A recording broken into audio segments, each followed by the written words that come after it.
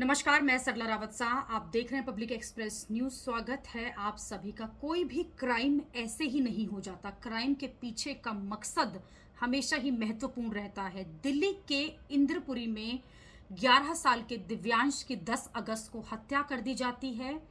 3 दिन पुलिस मशक्कत करती है और हत्यारन तक पहुंचती है। हत्यारन कोई और नहीं, 11 साल के उस मासूम दिव्यांश के पिता जितेंद्र की गर्लफ्रेंड निकलती है। जी हां, पूजा जो आरोपी है जिसने ये 11 साल के दिव्यांश की हत्या की, उसे पुलिस ने 3 दिन के बाद गिरफ्तार कर लिया है।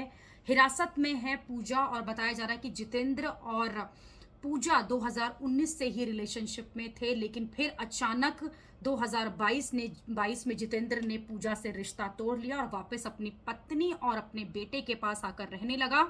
ये बात पूजा को पच नहीं रही थी, ये बात पूजा को अच्छी नहीं लग रही थी और वो लगातार जितेंद्र से के साथ रहने के लिए उसके ऊपर दबाव बना रही थी और उसे ये लग चुका था कि दिव्यांश यानी कि बेटे के चलते जितेंद्र अपनी पत्नी को नहीं छोड़ पा रहा है और उसने साजिश रची 11 साल के दिव्यांश की हत्या करने की।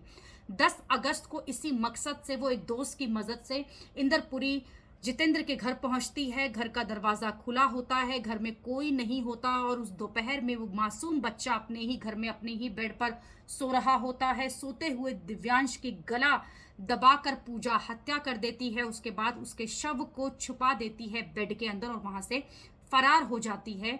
पुलिस ने लगभग 300 सीसीटीवी कैमरास की मदद के बाद पूजा को गिरफ्तार कर लिया है। पूजा ने अपना गुनाह कबूल कर लिया है, लेकिन 11 साल का दिव्यांश अब इस दुनिया में नहीं है। ये ऐसे रिश्ते हैं, ये ऐसी चीजें बनाई जाती हैं इंसान के द्वारा ही जिसमें उसी को नुकसान होता है। सोचिए, जितेंद्र एक लड़की से प्यार करता है, उससे शादी का वादा करता है, ये कहता है कि वो अपनी पत्नी को तलाक दे देगा, लेकिन अपनी पत्नी को तलाक नहीं देता है, वापस अपनी पत्नी और बेटे के पास आ जाता है। लेकिन पूजा मन ही मन में इसे एक साजिश का अंजाम दे रही थी। वो जितेंद्र से बदला लेना चाहती थी, उसे सबक सिखाना चाहती थी, उसे वो बताना चाहती थी कि जिससे वो सबसे ज्यादा प्यार करता है दुनिया में, वो उसी से उसको छीन लेगी और उसने ठीक वही किया।